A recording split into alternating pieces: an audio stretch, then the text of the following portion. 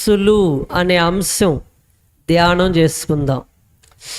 ఈరోజు మన అంశం పునరుద్ధాన మనస్సులు. అందరు చెప్తారా? పునరుద్ధాన మనస్సులు. దైవజనులు దేవదాసయ్య గారు చెప్పిన 7 విషయాలు మనం ధ్యానం చేసుకుందాం. ముందుగా అసలు యేసు ప్రభువారు ఎందుకు పునరుద్ధానుడయ్యారు? ఒక 7 విషయాలు మీకు జ్ఞాపకం చేసి నేను వాక్యంలోకి వెళ్తాను. యేసు ప్రభువారు ఎందుకు పునరుద్ధానుడయ్యారు? మొదటిగా ఆయన దేవుని కుమారుడుగా నిరూపించుకొనుటకు పునరుద్ధానుడయ్యారు. అందరూ బాగా వినాలి. ఎందుకు పునరుద్ధానుడయ్యారంటే ఆయన దేవుని కుమారుడుగా నిరూపించుకొనుటకు పునరుద్ధానుడయ్యారు. అపోస్తలుడైన పౌలు గారు రోమీలకు రాసిన పత్రిక 6వ అధ్యాయం 5వ వచనం. రెండవదిగా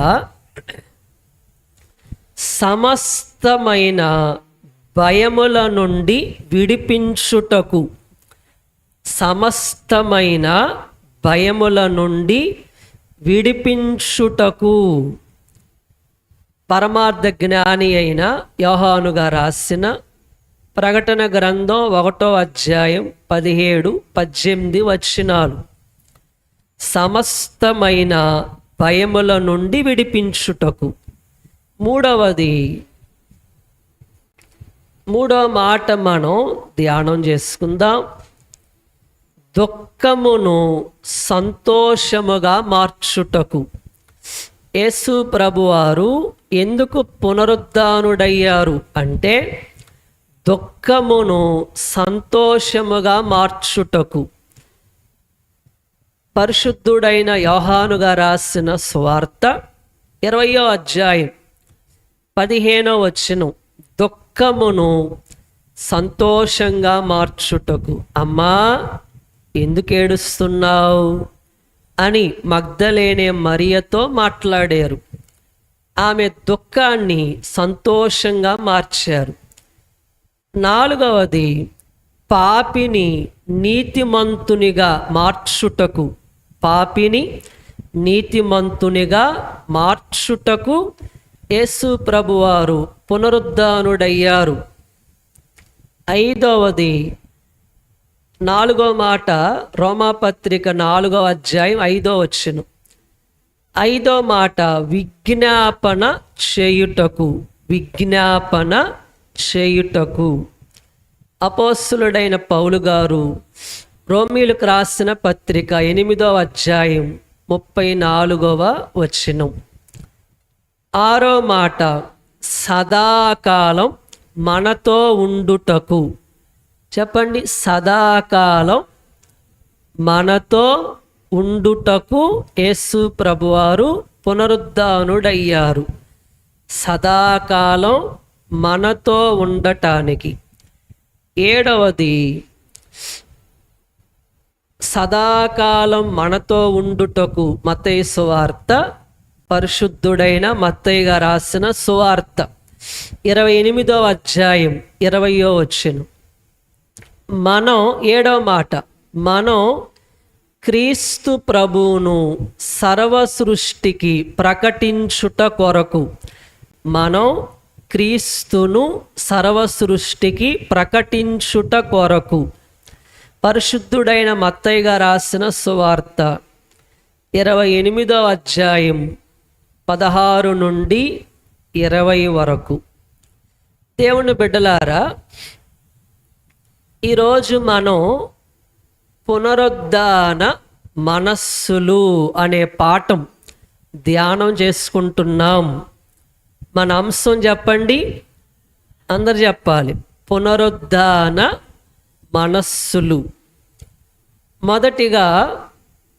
మొదటి మాట పరిశుద్ధుడైన యోహానుగా రాసిన సువార్త 19వ అధ్యాయం 38వ వచనం. అటు తర్వాత యూదుల భయము వలన రహస్యముగా యేసు శిష్యుడైన అరిమత్తయి యోసేపు తాను యేసు దేహమును తీసుకుని పోవుటకు పిలాతు నొద్ద సెలవడిగెను. పిలాతు సెలవిచ్చెను గనక అతడు వచ్చి యేసు దేహమును తీసుకుని పోయెను. అందరికీ మరణాత. మొదటి మాట పునరుద్ధాన మనస్సులో మొదటి మాట భయపడే మనస్సు. ఏ మనస్సు అంట చెప్పాలి? భయపడే మనస్సు. దేవుని బిడ్డలారా, దైవజనులు దేవదాసయ్య గారు ఒక ప్రసంగములో పునరుద్ధాన మహిమ అని ఒక ప్రసంగం చేస్తూ ఈవేళ చాలా విచారకరమైన పండగ అన్నారు. ఏమన్నారు చెప్పండి? చాలా విచారకరమైన పండగ. మీ ముఖాల్లాగా చాలా విచారకరంగా మీ ముఖాలు ఎలా ఉన్నాయో అలాగే ఈ పండగ కూడా చాలా విచారకరమైన పండగ అని చెప్పారు దేవదాసయ్య గారు. ఎందుకన్నారు ఆ మాట? మంచి శుక్రవారం రోజు మనకందరికీ ఎట్లు విచారకరమైన పండగో ఈ దినము కూడా విచారకరమైన పండగ అని అన్నారు. అని చెప్తూ ఏమన్నారంటే, క్రిస్మస్ పండగ ఎలా సంతోషకరమైన పండగో ఈ పునరుద్ధాన పండగ కూడా సంతోషకరమైన పండగ అని కూడా చెప్పారు. ఇంకా ఏమన్నారంటే, ఈ పునరుద్ధాన పండగను అయ్యగారు విచారకరమైన పండగ అని చెప్పుచున్నాను, మీరు ఆశ్చర్యపడవద్దు అన్నారు. మీరు ఆశ్చర్యపడవద్దు అని చెప్తూ మిశ్రమ ఆనంద దినోత్సవము అన్నారు. చెప్పండి, ఈ పండగ ఏం పేరు? మిశ్రమ ఆనంద దినోత్సవము అన్నారు. అంటే విచారము సంతోషము కలిగి ఉన్న దినము. విచారము సంతోషము కలిగి ఉన్న దినము. దేవుని బిడ్డలారా, అంటే మిశ్రమ ఆనంద పండుగ. అందరూ అంటారా? మిశ్రమ ఆనంద పండుగ. దేవుని బిడ్డలారా, ఎందుకు అన్నారు ఈ మాట? అయితే ఎందుకు ఈ మాట అయ్యగారు అన్నారంటే, ఒక 6 గుంపుల వారి గురించి చెప్పారు దేవదాసయ్య గారు. 6 గుంపుల వారు. మొదటిగా దేవుని బిడ్డలారా, అయ్యగారు చెప్తూ 6 గుంపుల వారి గురించి ఏమన్నారంటే, మొదటి గుంపు 11 మంది శిష్యులు. బాగా వినాలి, 11 మంది శిష్యుల గుంపు. రెండో గుంపు రొమ్ము కొట్టుకుంటూ ఏడ్చిన గుంపు. రొమ్ము కొట్టుకుంటూ ఏడ్చిన గుంపు. మూడో గుంపు సిలువకు దగ్గరగా ఉన్న గుంపు. సిలువకు దగ్గరగా ఉన్న గుంపు ఎవరంట?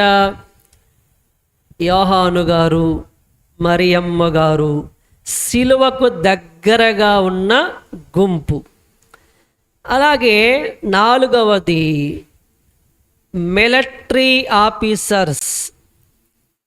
అంటే నిజముగా ఈయన దేవుని కుమారుడని చెప్పిన గుంపు. నిజముగా ఈయన దేవుని కుమారుడని చెప్పిన గుంపు శతాధిపతి. ఐదో గుంపు పిలాతు ఆయన భార్య కలిసి ఉన్న గుంపు. ఆరో గుంపు అరిమత్తయి యోసేపు నికోదేము ఉన్న గుంపు. ఈ 6 గుంపుల వారు యేసు ప్రభు సమాధిలో నుండి లేచుట చూడలేదు అన్నారు. అమ్మ వింటున్నారా? ఈ 6 గుంపుల వారు యేసు ప్రభు సమాధిలో నుండి లేచుట చూడలేదు అని చెప్పారు. అందుకే ఏం పండగ ఇది చెప్పండి? విచారకరమైన పండగ అన్నారు. కనుక మీరు ఎంతమంది పునరుద్ధానుడైన ప్రభువుని చూచారా? ఏమ్మా చూచారా? ఎవరైనా చూడకపోతే ఏంటి చెప్పండి? ఆయనకి విచారమా కాదా? చెప్పండి, విచారమా కాదా? విచారం. కనుక దేవుని బిడ్డలారా, ఇంకా మనం దైవజనులు దేవదాసయ్య గారు 11 మంది శిష్యులను పిలిచి అడిగారంట, యేసు ప్రభు లేస్తానని చెప్పారు కదా, మీరు ఏ చెట్టు చాటుకో పుట్ట చాటుకో వెళ్ళి చూడలేకపోయారా అని అడిగారంట. అమ్మ ఏమడిగారు చెప్పాలి? యేసు ప్రభు లేస్తానని చెప్పారు కదా, మీరు ఏ చెట్టు చాటుకో పుట్ట చాటుకో వెళ్ళి చూడలేకపోయారా అని అడిగారంట. అప్పుడు శిష్యులైన వారు మేం చేసిన పొరపాటు ఈయనకు తెలిసిందని తల వంచుకున్నారంట. దేవుని బిడ్డలారా, దైవజనులు యేసు ప్రభువారే దైవజనునితో ఒక మాట చెప్పారు. ఆ మాట మీకు నేను తెలియజేస్తాను.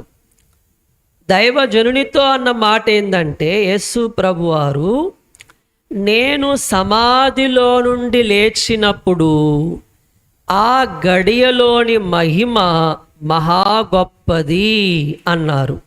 నేను సమాధిలో నుండి లేచినప్పుడు ఆ గడియలోని మహిమ మహా గొప్పది అన్నారు. ఎంతమంది 12 గంటలకి దేవాలయంలో ఉన్నారు? చెయ్యెత్తండి. మిగతా వారు ఎమ్మ. కనుక యేసు ప్రభువారు ఏమన్నారు? నేను సమాధిలో నుండి లేచినప్పుడు ఆ గడియలోని మహిమ మహా గొప్పది అన్నారంట. యేసు ప్రభువే స్వయంగా అన్న మాట మీకు చెప్తున్నాను. దేవుని బిడ్డలారా, దైవజనులు దేవదాసయ్య గారు ఇంకో మాట చెప్పారు. ఏమన్నారంటే, యేసు ప్రభు పునరుద్ధానుడై లేచినప్పుడు ఈ భూగోళమంతా ఆయన కాంతి ఆవరించుట నేను చూచాను అన్నారంట. ఈ భూగోళమంతా ఆయన కాంతి ఆవరించుట నేను చూచాను అన్నారంట. కనుక దేవుని బిడ్డలారా, ఇంకా మనం వాక్యంలో చూస్తే మొదటి మనస్సు ఏంటంట? భయపడే మనస్సు. అందరు చెప్తారా? ఏ మనస్సు అమ్మా? ఏ మనస్సు అంట? భయపడే మనస్సు. మీకు కొన్ని విషయాలు నేను జ్ఞాపకం చేస్తున్నాను. ఏంటి భయం అమ్మా? ఏ మనస్సు అంట? భయపడే మనస్సు. సాధు సుందర్ సింగ్ గారు చెప్పిన ఒక మాట మీ జ్ఞాపకం చేస్తాను. క్రీస్తు ప్రభు శిలువ నన్ను రక్షించింది అన్నారు. క్రీస్తు ప్రభు శిలువ నన్ను రక్షించింది. క్రీస్తు ప్రభు పునరుద్ధానం నన్ను వెలిగించింది అన్నారు. అందరు చెప్తారా? అమ్మ ఏం నీరసంగా ఉన్నారు? అందరికి మరణాత బోలో యేసు మహారాజుకి. క్రీస్తు ప్రభు శిలువ నన్ను రక్షించింది. క్రీస్తు ప్రభు పునరుద్ధానం నన్ను వెలిగించింది అన్నారు. సిలువ ఏం చేసిందంట? రక్షించింది. సాధు సుందర్ సింగ్ గారు అన్నారు, పునరుద్ధానం నన్ను వెలిగించింది అని చెప్పారు. దేవుని బిడ్డలారా, ఈ వాక్యములో మొదటి మాటగా భయపడే మనస్సు. ఎవరికుంది భయపడే మనస్సు? ఇందా చదివారు కదా, యోహాను సువార్త 19వ అధ్యాయం 38వ వచనం. అటు తర్వాత యూదుల భయము వలన. చూడండి, సిలువ యొద్ద ప్రభు శిష్యులను చెప్పుకోవాలంటే భయం. మొదటి భయం ఏందంట? సిలువ యొద్ద ప్రభు శిష్యులమని చెప్పుకోవాలంటే భయం. వాళ్ళకేం భయం ఉంది? శిష్యులలో ఏ భయం ఉంది? ప్రభు శిష్యులమని చెప్పుకోవాలంటే భయం. ఈనాడు క్రైస్తవులము అని చెప్పుకోవాలంటే ఎవరైనా భయపడుతున్నారా? కనుక క్రైస్తవుడు చిన్న క్రీస్తులా ఉండాలి అని చెప్పారు దేవదాసయ్య గారు. ఎలా ఉండాలంట? చిన్న క్రీస్తులా ఉండాలి. కనుక భయపడే మనస్సు గురించి చెప్తున్నాను. సిలువ యొద్ద ప్రభు శిష్యులమని చెప్పుకోవాలంటే భయం. రెండో భయం, ప్రభు దేహము తీసుకోవాలంటే భయం. ప్రభు దేహము తీసుకోవాలంటే భయం. ఇందా మీరు చదివారు. అలాగే దోతను చూచినప్పుడు భయం. ఎవరిని చూచినప్పుడు అంట? చెప్పాలి. దోతను చూచినప్పుడు భయం. వాక్యంలో చూడండి, లూకాసు వార్త 24వ అధ్యాయం 4వ వచనం. ఇందును గూర్చి వారికి ఏమీ తోచక ఉండగా ప్రకాశమానమైన వస్త్రములు ధరించిన 2 మనుష్యులు వారి యొద్ద నిలవబడిరి. వారు భయపడి ముఖములను నేల మోపి ఉండగా, అంటే దోతను చూచినప్పుడు భయం. అలాగే దేవుడే వారి మధ్యకు వచ్చినప్పుడు భయం. దేవుడే వారి మధ్యకు వచ్చినప్పుడు భయం. పరిశుద్ధుడైన లూకా గారు రాసిన సువార్త 24వ అధ్యాయం 36వ వచనం.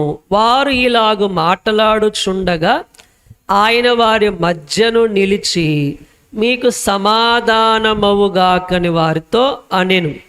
అయితే వారు దిగులుపడి భయాక్రాంతులై భూతము తమకు కనబడెనని తలంచిరి. కనుక భయపడే మనస్సు.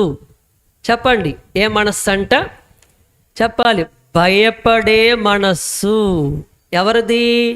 శిష్యులకున్న మనస్సు భయపడే మనస్సు. కనుక అలాగే దేవుని సమాధి వద్దకు వచ్చి తొంగి చూచినప్పుడు భయం. దేవుని సమాధి వద్దకు వచ్చి తొంగి చూచినప్పుడు భయం. కనుక యోహాను సువార్త 20వ అధ్యాయం 4వ వచనం. వారిద్దరును కూడి పరిగెత్తుచుండగా శిష్యుడు పేతురు కంటే త్వరగా పరిగెత్తి ముందుగా సమాధి వద్దకు వచ్చి వంగి నారబట్టలు పడి ఉండుట చూచిన గాని అతడు సమాధిలో ప్రవేశింపలేదు. దేవుని సమాధి వద్దకు వచ్చి తొంగి చూచినప్పుడు భయం. అంటే వాళ్ళలో ఏ మనస్సు ఉంది? భయపడే మనస్సు. చెప్పండి, ఏ మనస్సు? భయపడే మనస్సు. కనుక మనలో ఏ మనస్సు ఉండకూడదు? భయపడే మనస్సు ఉండకూడదు. మనలో ఏ మనస్సు ఉండకూడదు? భయపడే మనస్సు ఉండకూడదు. అందరికి మరణాత. మొదటి మాట భయపడే మనస్సు. రెండో మాట లేఖనము గ్రహింపలేని మనస్సు. అందరూ బాగా వినాలి. లేఖనము గ్రహింపలేని మనస్సు. పరిశుద్ధుడైన లూకా రాసిన సువార్త 24వ అధ్యాయం 24వ అధ్యాయములో లేఖనము గ్రహింపలేని మనస్సు ఎవరిది? అమ్మాయి శిష్యులు. అమ్మ చెప్పండి, ఎవరికది? అమ్మాయి శిష్యులకు లేఖనం గ్రహింపలేని మనస్సు ఉంది. అలాగే యేసు ప్రభు శిష్యులకు కూడా లేఖనము గ్రహింపలేని మనస్సు ఉంది. అపోస్తులుడైన పౌలు గారు కొరింథీయులకు రాసిన మొదటి పత్రిక 15వ అధ్యాయం చూడండి, 3వ వచనం. నాకు ఇయ్యబడిన ఉపదేశమును మొదట మీకు అప్పగించి తిని, అదేమనగా లేఖనముల ప్రకారం క్రీస్తు మన పాపముల నిమిత్తం మృతి పొందెను, సమాధి చేయబడెను. లేఖనముల ప్రకారం 3వ దినమున లేఖనముల ప్రకారమే చనిపోయాడు. లేఖనముల ప్రకారం 3వ రోజున లేచాడు. కనుక శిష్యులకు ఏం లేదు? లేఖనము గ్రహింపలేని మనస్సు. వాళ్ళ మనస్సు ఎలా ఉందంటే లేఖనము గ్రహింపలేని మనస్సు. మీరు కూడా లేఖనమును గ్రహింపలేకుండా ఉంటే, వాక్యాన్ని గ్రహించలేని వారిగా, అర్థం చేసుకోని వారిగా, సరిగా వినలేని వారిగా ఉండకూడదు. కనుక లేఖనము గ్రహించాలి. కనుక శిష్యులకి లేఖనము గ్రహింపలేని మనస్సున్నట్లు మన వాక్యంలో చూస్తున్నాం. కనుక దేవుని బిడ్డలారా, యేసు ప్రభు తాను చెప్పినట్లే లేచాడు. తాను చెప్పినట్లే లేచాడు. లేచినాడురా సమాధి గెలచినాడురా యేసు. లేచినాడురా సమాధి గెలచినాడురా యేసు. లేతుననితా చెప్పినట్లు లేఖనములో పలికినట్లు, లేఖనములో పలికినట్లు లేచినాడురా సమాధి గెలచినాడురా. కనుక లేఖనము గ్రహింపలేని మనస్సు. ఏమి లేదు వాళ్ళకి? లేఖనము గ్రహింపలేని మనస్సు. లేఖనములు గ్రహించే మనస్సు ఉంటే అందరెక్కడ ఉండేవారు? సమాధి దగ్గరే ఉండేవారు. కనుక వాళ్ళకి ఏమి లేదు? ఏ మనస్సు ఉంది? లేఖనం గ్రహింపలేని మనస్సు ఉంది. 3వ మాట బాధలో ఉన్న మనస్సు. చెప్పండి, ఏ మనస్సు అంట? బాధలో ఉన్న మనస్సు. పరిశుద్ధుడైన లూకా రాసిన సువార్త 24వ అధ్యాయం 2వ వచనం. సమాధి ముందర ఉండిన రాయి దొరలింపబడి ఉండుట చూచి లోపలికి వెళ్ళిరి గాని ప్రభువైన యేసు దేహము వారికి కనబడలేదు. కనుక బాధలో ఉన్న మనస్సు. ఏ మనస్సు అంట? బాధలో ఉన్న మనస్సు. అందుకే యోహాను సువార్త 20వ అధ్యాయం, అందరూ చూడాలి, బైబిల్ తీయండి. యోహాను సువార్త, పరిశుద్ధుడైన యోహానుగా రాసిన సువార్త 20వ అధ్యాయం 15వ వచనం. యేసు, అమ్మా ఎందుకు ఏడ్చుచున్నావు? ఎవనిని వెతుకుచున్నావు అని ఆమెను అడుగగా, అంటే బాధలో ఉన్న మనస్సు. అమ్మ, ఏ మనస్సు చెప్పండి? బాధలో ఉన్న మనస్సు. శిష్యులు బాధలో ఉన్నారు, అమ్మాయి శిష్యులు బాధలో ఉన్నారు. మగ్దలేనే మరియా బాధలో ఏడుస్తూ ఉందంట. దైవజనులు దేవదాసయ్య గారు చెప్పారు, ఏమన్నారంటే, ప్రాణప్రియుని కొరకు ఏడ్చుచున్న ప్రియురాలు మగ్దలేనే మరియా. చెప్పండి, ఎవరంట? ప్రాణప్రియుని కొరకు ఏడ్చుచున్న ప్రియురాలు. కొన్ని మాటలు చెప్తా, మీకు బాగా గుర్తుపెట్టుకోవాలి. పెళ్లి కుమారుని వెతుకుచున్న ప్రియురాలు మగ్దలేనే మరియా. అమ్మ, పెళ్లి కుమారుని వెతుకుచున్న ప్రియురాలు మగ్దలేనే మరియా. ఇంకో మాట, ఆయన కనపడకపోతే ఆమె ఏడుస్తుంది. అమ్మ, యేసు ప్రభు కనబడకపోతే ఆమె ఏడుస్తుంది. ఎవరైనా ఏడ్చారా? ఆయన కనబడనందున ఎప్పుడైనా ఏడ్చారా? ఆయన కనబడకపోతే. ఇంకో మాట, ఆయన కనబడకపోతే ఆమె ఏడుపు ఆగదు. ఆయన కనబడకపోతే ఆమె ఏడుపు ఆగదు. మరొక మాట చెప్తున్నాను మగ్దలేనే మరియ గురించి. ఆయన కనబడకపోతే ఆమె బ్రతకలేదు. ఆయన కనబడకపోతే ఆమె బ్రతకలేదు. అందుకే యేసు ప్రభు వారు అమ్మా అని పిలిచారు. అమ్మా, ఎందుకు ఏడుస్తున్నావు? ఎవరిని వెతుకుచున్నావు అని అడిగారు. కనుక అయినా గుర్తుపట్టలేదని మరియా అని పిలిచారు. వెంటనే ఏమనింది? రబ్బూని అనింది. కనుక బాధలో ఉన్న మనస్సు. మూడో మాట చెప్పండి, బాధలో ఉన్న మనస్సు.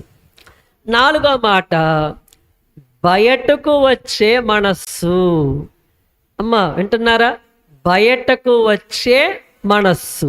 వాక్యం చూడండి, పరిశుద్ధుడైన మత్తయి గారు రాసిన సువార్త 28వ అధ్యాయం 1వ వచనం. విశ్రాంతి దినం గడిచిపోయిన తర్వాత ఆదివారమున తెల్లవారుచుండగా మగ్దలేనే మరియయు వేరొక మరియయు సమాధిని చూడవచ్చిరి. బయటకు వచ్చే మనస్సు. ఏ మనస్సు అంట? చెప్పాలి, బయటకు వచ్చే మనస్సు. దేవుని బిడ్డలారా, దైవజనులు దేవదాసయ్య గారు ఒక ప్రసంగంలో ఇలా చెప్పారు. ఒక ప్రసంగంలో ఏమన్నారంటే, కొన్ని మాటలు మీ జ్ఞాపకం చేస్తాను, మీరు బాగా వినాలి.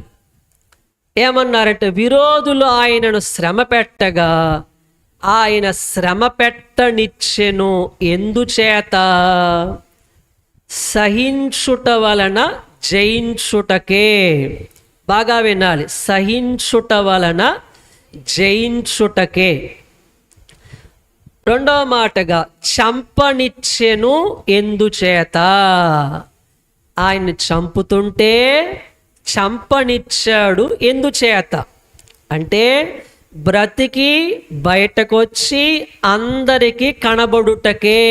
అందరూ మాట్లాడతారా? మీకు మాటలొచ్చా? మాట్లాడండి. బ్రతికి బయటకు వచ్చి అందరికీ కనబడుటకే, అందుకు చంపనిచ్చాడు ఆయన. మూడో మాట, సమాధి చేయనిచ్చెను. ఎందుచేత? సమాధి చేయనిచ్చెను. ఎందుచేత అంటే, సమాధిలో ఉండిపోయి మన్ను కాకుండుటకే. అందరానండి, సమాధిలో ఉండిపోయి మన్ను కాకుండుటకే. అలాగే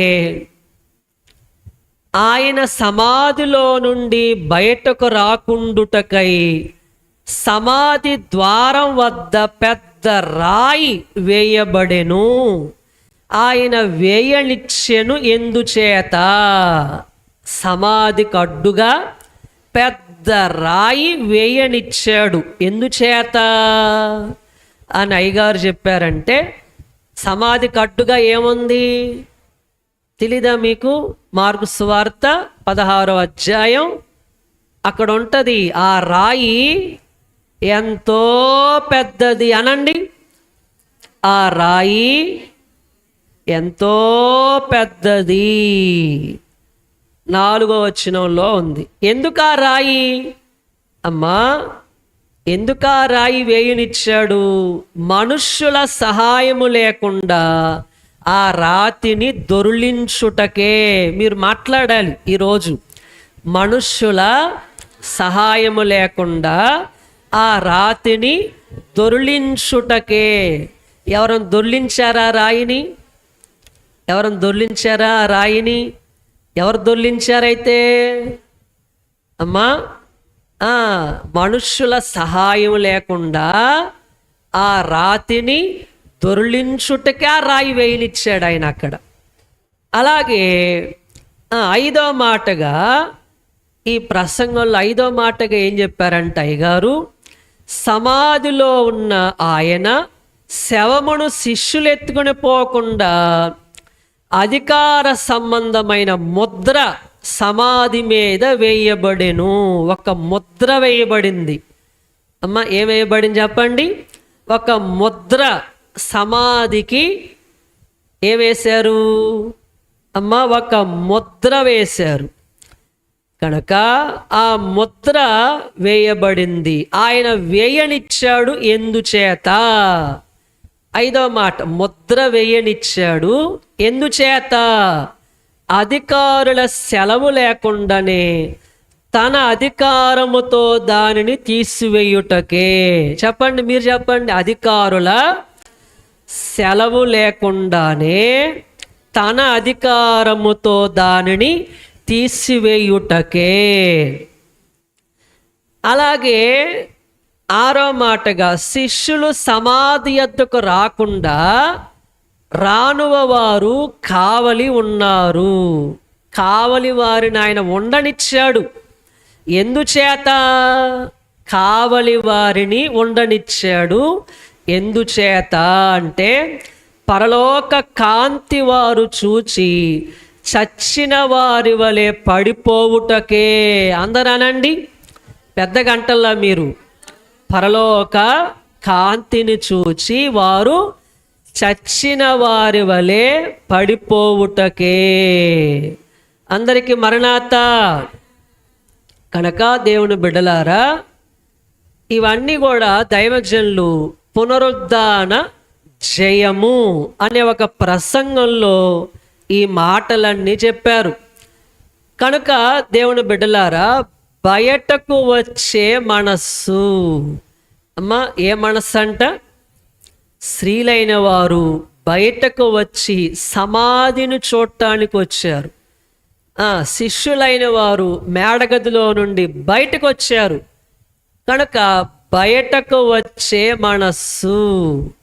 5వ మాట పునరుద్ధాన మనస్సులు అనే పాఠంలో 5వ మాట బయట సంచరించే మనస్సు. చెప్తారా? బయట సంచరించే మనస్సు. పరిశుద్ధుడైన లూకా రాసిన సువార్త 24వ అధ్యాయం 13వ వచనం చూద్దాం. 13వ వచనం, ఇదిగో ఆ దినమందే ఆమడ దూరమున. దేవుని బిడ్డలారా, బయట సంచరించే మనస్సు. ఎమ్మాయి శిష్యులు ఎక్కడికి వెళ్ళారు? అమ్మ చెప్పాలి. ఎమ్మాయి శిష్యులు ఎక్కడికి వెళ్ళారు? యెరూషలేమునకు ఆమడ దూరమున ఉన్న ఎమ్మాయను గ్రామమునకు వెళ్ళుచు. బయట సంచరించే మనస్సు. దేవుని బిడ్డలారా, ఇప్పుడు తోమా గురించి అయ్యగారు వ్రాతల్లో ఏముందంటే రోడ్ల వెంట తిరుగుతున్నారు అని ఉంది. తోమా సంఘంతో లేడు. వింటున్నారా? యేసు ప్రభువారు వచ్చినప్పుడు తోమ వారితో లేకపోయెను అనే మాట పరిశుద్ధుడైన యోహానుగా రాసిన సువార్త 20వ అధ్యాయం 24వ వచనం చదువుతారా? యేసు వచ్చినప్పుడు 12 మందిలో ఒకడైన దిదుమానబడిన తోమ వారితో లేకపోయెను. అంటే ఎక్కడున్నాడు చెప్పాలి? బయట సంచరించే మనస్సు. మనం కూడా బయట సంచరించకూడదు. వింటున్నారా నా మాట? ఎక్కడ ఉండకూడదు? బయట ఉండకూడదు. అయ్యగారు చెప్పారు, తోమా నువ్వు విడిచింది తెలుసుగా, మీకు చెప్పండి. తోమా నీవు విడిచింది సంఘం, నీవు వెళ్ళేది రంగం, నీకు కలిగేది భంగం అన్నారు. తోమా నీవు విడిచింది సంఘం, నువ్వు వెళ్ళేది రంగం, నీకు కలిగేది భంగం. అంటే సంఘాన్ని విడిచిపెడితే ఏం కలిగిద్ది? భంగమే. చెప్పండి, ఏం కలిగిద్ది? భంగమే కలిగిద్ది. కనుక మనందరం ఎప్పుడు కూడా బైబిల్ మిషన్ని విడిచిపెట్టకూడదు. వింటున్నారా? సంఘాన్ని విడిచిపెట్టకూడదు. దేవదాసయ్య గారు చెప్పారు, ఏ సంఘం తమ కాపరికి లోబడునో ఆ సంఘం వర్ధిల్లును అన్నారు. సంఘం వర్ధిల్లాలంటే ఏం చేయాలా? తమ కాపరికి లోబడాలి, అప్పుడు సంఘం వర్ధిల్లును అని చెప్పారు. కనుక బయట సంచరించే మనస్సు, కనుక మనం బయట సంచరించే మనస్సు తోమా గారిలాగా ఉండకూడదు. కనుక ప్రియులారా, 6వ మాట, భోజనమును వెతకే మనస్సు. చెప్పండి, భోజనమును వెతకే మనస్సు. యోహాను సువార్త 21వ అధ్యాయం 2వ వచనం. కొంతమంది శిష్యులంట, సీమోను పేతురు మొత్తం 7 మంది. పేతురు గారంట, నేను చేపలు పట్టబోదును. ఏమన్నారు? నేను చేపలు పట్టబోదును అంటే శిష్యులందరూ ఏమన్నారు? కొంతమంది మేము కూడా ఏమన్నారు? మేము కూడా నీతో కూడా వచ్చేదము అన్నారంట. కనుక భోజనమును వెతకే మనస్సు. కనుక దేవుని బిడ్డలారా, ఇంకా మనం వాక్యంలో చూస్తే దైవజనులు దేవదాసయ్య గారు ఒక ప్రసంగంలో కొన్ని మాటలు చెప్పారు. మీకు జ్ఞాపకం చేసి ముందుకెళ్తాను. మొదటిగా ఏమన్నారంటే, మిత్రులు ఆయనను పాతిపెట్టారు. బాగా వినండి, మిత్రులు ఆయనను పాతిపెట్టారు. బంటులు సమాధి మీద పెద్ద రాయి వేసి ముద్రించారు. బంటులు ఏం చేశారంట? సమాధి మీద పెద్ద రాయి వేసి ముద్రించారు. మూడవది, సమాధి చుట్టూ కావలి ఉన్నారు. కానీ 3వ నాటి ఉదయాన ఆయన లేచినప్పుడు సైతాను ఆయనను వశపరుచుకోలేకపోయేను అన్నారు. సాతాను ఆయనను వశపరుచుకోలేకపోయేను, మరణం ఆయనను పట్టి ఉంచలేకపోయేను అన్నారు. ఈ మాటలను నాతో చెప్పాలి. సాతాను ఆయనను వశపరుచుకోలేకపోయేను. అందరూ అనండి, సాతాను ఆయనను వశపరుచుకోలేకపోయేను, మరణం ఆయనను పట్టి ఉంచలేకపోయేను, సమాధి ఆయనను అణిచిపెట్టలేకపోయేను. సమాధి ఆయనను అణిచిపెట్టలేకపోయేను. ముద్ర ఆయనకు అడ్డము లేకపోయేను అంటారు అందరూ. ముద్ర ఆయనకు అడ్డము లేకపోయేను. కావలి వారు ఆయనను బంధింపలేకపోయిరి. కావలి వారు ఆయనను బంధింపలేకపోయిరి. కనుక పైన చెప్పిన అన్నిటిని ఆయన జయించాడు అని చెప్పారు అయ్యగారు. అన్నిటిని ఆయన జయించారు అని చెప్పారు. కనుక ఇప్పుడు శిష్యుల్లో భోజనమును వెతికే మనస్సు ఉంది. ఏ మనస్సు అంట? భోజనమును వెతికే మనస్సు. ఏడవదిగా భయంకరమైన మనస్సు. ఆఖరి మాట చెప్తారా? భయంకరమైన మనస్సు. ఏ మనస్సు అమ్మా? భయంకరమైన మనస్సు. మత్తయి సువార్త 28వ అధ్యాయం 13వ వచనంలో,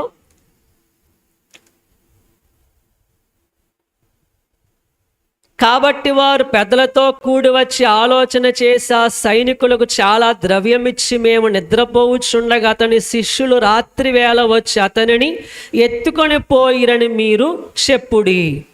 అంటే సైనికులకు ద్రవ్యమిచ్చి ఆయన శిష్యులు ఆయన దేహాన్ని ఎత్తుకొని పోయారని చెప్పించారంట.